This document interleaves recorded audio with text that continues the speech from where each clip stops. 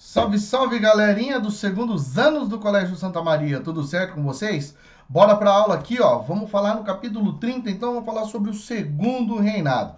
Hoje eu vou falar basicamente sobre duas questões importantes, tá? A política interna e a política externa do segundo reinado, beleza? Acompanhe comigo aí então, ó. Relação política interna. Então, logo que Dom Pedrinho começa a governar, e ele só tem 5 aninhos de idade, o centralismo volta com ele a partir de duas medidas importantes: com a modificação do Código de Processo Criminal e com a reforma da Guarda Nacional. Com isso aí a gente percebe então que aquele centralismo que já acontecia lá com o pai dele, opa, então agora está voltando. Então agora ele está mostrando o quê? Não, quem governa aqui sou eu. Eu sou o cara que vou governar o Brasil. Não sou eu o imperador? Não me escolheram para ser imperador? Então eu vou governar, tá? Então deixa eu fazer o meu trabalho. Ele só tem agora 15 anos de idade, tá? Ele vai compor o primeiro ministério dele com a maioria de liberais. Por quê? Porque a maioria dos liberais acabou proporcionando a ele, acabou beneficiando a ele chegar ao poder. Né? Ele chegou, digamos assim, ao cargo graças ao golpe da maioridade que acabou sendo criado pelos liberais. Então, nada mais justo que agora ele também colocar esses liberais para ajudar ele a governar. Bom, muito bem, beleza. Isso vai ser útil? Pô, vai ser útil não, vai ser excelente. Excelente para quem? Excelente para os liberais. E para Dom Pedro? Vai fazer alguma diferença para Dom Pedro II? Vai ajudar um pouco, alguma coisa, né?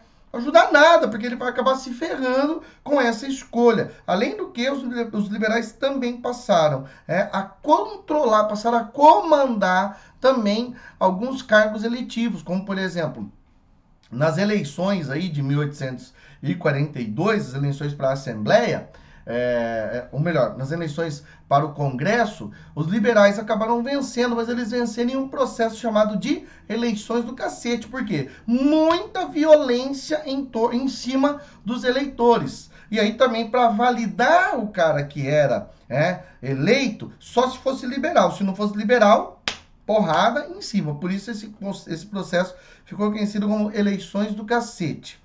Isso aí resultou em que o imperador foi lá e anulou. Falou, olha, essas eleições não têm validade qualquer, e nem mesmo no ministério. Ele fez então o quê? Ele anulou tudo. Falou, vai peidar na água para fazer bolinha, porque eu não vou ficar tolerando vocês. Isso causou um conflito? Causou um conflito chamado Revolta Liberal. E essa Revolta Liberal acabou ocasionando o que em relação ao governo de Dom Pedro II? Nada, ele foi lá, dominou a revolta, colocou todo mundo controlado, falou assim, eu sou imperador, eu que mando aqui, vocês não querem, vou fazer o quê? Vou governar e ponto final, tá? Outra coisa interessante, o parlamentarismo às avessas. Parlamentarismo às avessas funciona assim. Na Inglaterra, onde a Inglaterra é uma monarquia parlamentarista há muito tempo, desde 1689, o rei reina, mas não governa. Quem governa é o primeiro-ministro. Como é que é escolhido o primeiro-ministro? O primeiro-ministro é escolhido diretamente pela Câmara dos Lordes e pela Câmara dos Comuns, que é basicamente o Congresso inglês, e o Congresso inglês é eleito diretamente pelo povo, tá? Mas no Brasil não ia acontecer desse jeito, não ia acontecer um processo de eleição do, vamos chamar de primeiro-ministro brasileiro, que aqui nesse caso chamava de presidente do Conselho de Ministros, é esse o nome que Dom Pedro II acabou dando.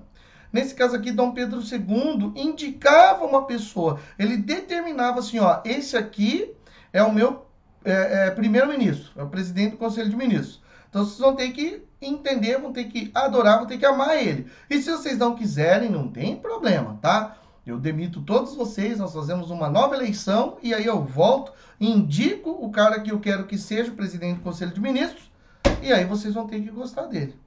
Por que o rei fazia isso? Por que esse parlamentarismo às avessas? Porque o rei queria mandar e desmandar sozinho. E aí, ora ele indicava um liberal, ora ele indicava um conservador. No seu ministério, o seu gabinete ministerial, ora ele indicava liberais, ora ele indicava conservadores, Para quê? Para tentar agradar todos os lados. Por isso que essa primeira fase aí do governo de Dom Pedro II é chamado de período de conciliação ou governo conciliatório, que ele vai tentar conciliar os interesses dos conservadores e, do outro lado, dos liberais.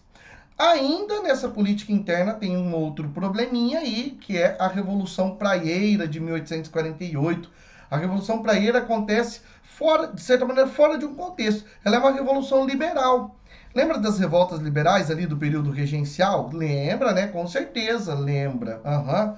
Inclusive, segundo ano, vou lançar um desafio aqui. Eu quero ver quantas pessoas dessas quase 80 aí que tem entre o segundo A e o segundo B, vão colocar para mim lá, tá? Quais foram as revoltas do período regencial? O que você vai fazer? Você vai colocar lá no caderno, bem bonito, bem maravilhoso, vai tirar uma foto bacana, vai pôr no story no Instagram e vai me marcar. Ou se quiser colocar no feed, me marcar também, não tem problema. Me marca, marca o colégio. Quero ver quantas pessoas estão assistindo a aula. Tenho certeza absoluta que serão no máximo 10 pessoas. Quero pagar minha língua, tá? Quero ver, tipo assim, enxugada de story. E se você ainda não me segue lá no Instagram, por favor, professor Thiago Pereira, beleza? Vai lá, quero ver se você vai fazer isso aí, tá? Revoltas do período regencial, que também são conhecidas como revoltas liberais. A Revolução Praieira foi a última revolta desse período aí, que termina esse ciclo de revoltas liberais. O que vai acontecer? Aonde? Pernambuco. Tem que ser em Pernambuco, né? O lugar da treta.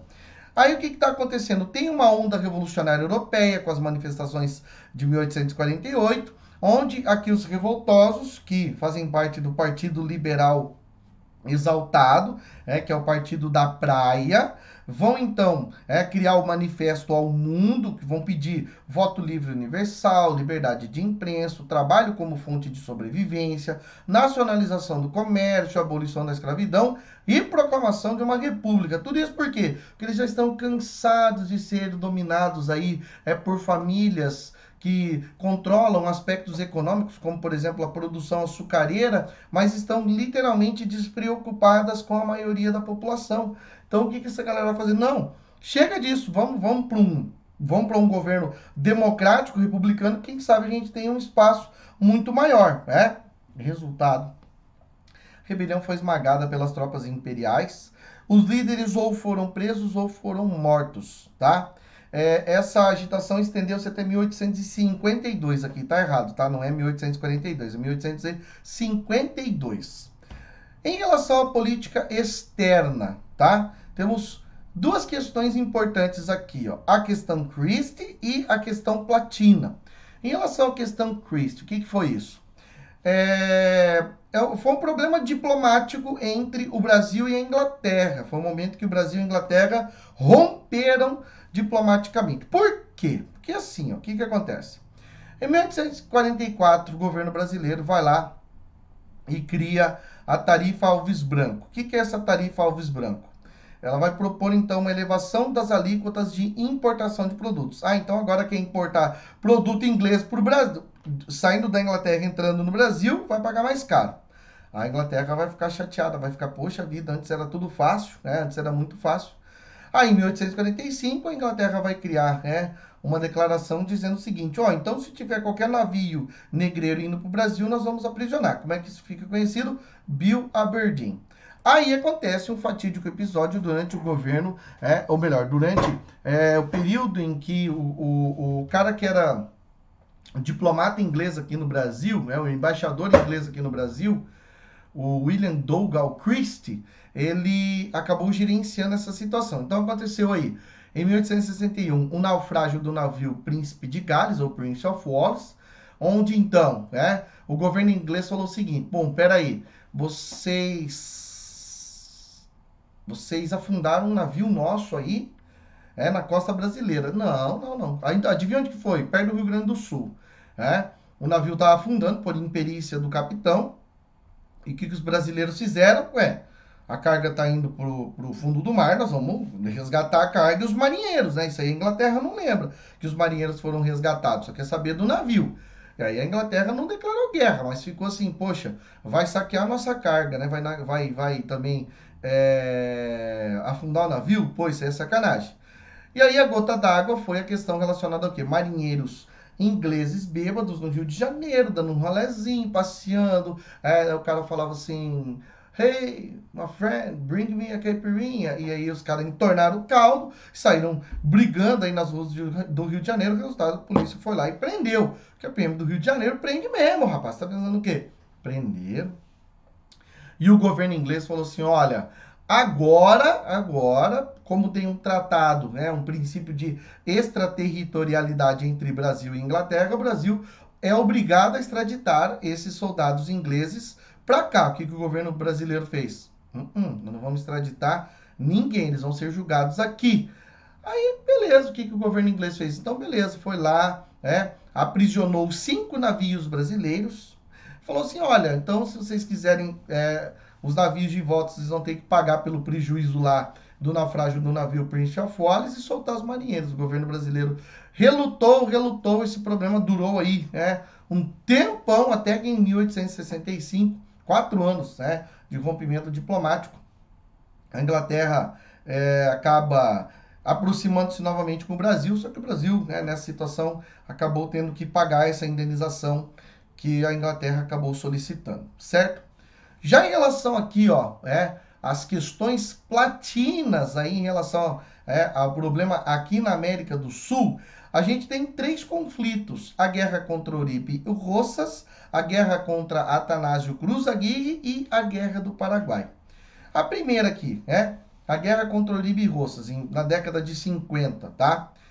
Lá no Uruguai e na Argentina existem 2 partidos políticos, o Partido Blanco, que é o Partido Conservador, e o Partido Colorado, que é o Partido Liberal. O Brasil sempre vai permanecer ao lado do Partido Colorado, tá? Lembra comigo o macete aqui, um bizu. No Brasil, lá no Rio Grande do Sul, tem um time de futebol chamado Internacional, O Inter também conhecido como Colorado. Então, o Colorado está no Brasil. O Brasil sempre vai ficar com os colorados. Muito bem. Aqui nesse caso, Manuel Oribe e Juan Manuel Roças, os dois fazendo parte do Partido Blanco, o Oribe do Uruguai e o Roças da Argentina, dominaram comercialmente. Eles ameaçavam a possibilidade do Brasil continuar navegando pela bacia do Prata, que para o Brasil era interessante chegar até o Mato Grosso pela bacia do Prata. Agora, se o Uruguai e a Argentina fecham essa passagem, como é que o Brasil vai fazer para navegar? Então, o interesse brasileiro era importante. Só que você tem que lembrar que na Bacia do Prata tem o Rio Paraná, que pertence a quem? Onde passa o Rio Paraná, uma boa parte dele é território brasileiro. Então, tanto se a Argentina como o Uruguai quisessem ter acesso e navegabilidade em relação ao Rio Paraná também, teria que continuar com o quê? Com os acordos com o Brasil. Mas a Argentina, dentro das suas pretensões de recriar o vice-reino da Prata, vai lá e se une ao Uruguai. E tem mais um fator aqui, tem mais um condicionante, que é a presença de estancieiros brasileiros no Uruguai. É o que, de certa maneira, essa situação toda aí acabou levando os vários estancieiros brasileiros a se prejudicarem comercialmente. Resultado, Frutuoso Rivera, e Urquiza acabaram se juntando. O Rivera, que é uruguaio, e o Urquiza, que é argentino, juntaram-se, contando com o apoio do Brasil, para derrubar o Oribe e o Roças. Resultado: foi uma manobra militar muito importante, feita pelo Brasil em parceria com uma parte do Uruguai e aqui o pessoal da região de Corrientes, Entre Rios, Argentina, que conseguiram vencer o Manuel Oribe e o Juan Manuel Roças. Mas depois, anos mais tarde, surge um outro conflito, a guerra contra Aguirre, tá? E aí tem quem? Atanásio Cruz Aguirre, lá no Uruguai, certo? Ele que vai acabar assumindo no lugar de Bernardo Berro, ele vai ameaçar novamente essa esse acesso brasileiro, o que de uma certa maneira também ameaçava a hegemonia brasileira aqui no Cone Sul. E aí o Brasil vai se juntar com o colorado argentino Bartolomeu Mitre e com Venâncio Flores, e eles vão para a guerra contra Atanásio Cruz Aguirre e vencem. E aí depois disso tem quem? O Paraguai do Solano Lopes, onde aí sempre tem aquela discussão em relação à Guerra do Paraguai, se foi um genocídio, foi uma dizimação, foi o que aconteceu. Uma coisa a gente sabe, que o Solano Lopes pretendia, sim, ter uma saída para o mar, porque o Paraguai não tem saída para o mar, né? A gente sabe disso aí. Sabemos também da interferência inglesa aí dentro desse contexto, existe essa interferência inglesa, se bem que essa interferência inglesa ela é dupla, ela é tanto para o Paraguai como para o Brasil, Argentina e Uruguai, certo? Como que começa a guerra? Bom, o Solano Lopes era aliado do Atanásio Cruz Aguirre. Mas antes da vitória brasileira, o Solano Lopes fez o quê? Foi lá e aprisionou o navio de guerra Marquês de Olinda, onde estava dentro do Marquês de Olinda o governador da província do Mato Grosso, o que vai acabar fazendo com que o Brasil então declare guerra e aclare todo um fortalecimento do exército brasileiro dentro do conflito, dentro do conflito. E também, é claro, uma aliança, a Guerra da Tríplice Aliança, como também é conhecida, aliança entre Brasil, Uruguai e Argentina contra o Paraguai. Quem ganhou essa guerra? Quem será que venceu? Bom, isso aí você vai saber somente na próxima aula. Fechado, meu amigo, fechado, minha amiga. Muito obrigado por assistir essa aula. Não deixe de fazer o desafio. É nóis!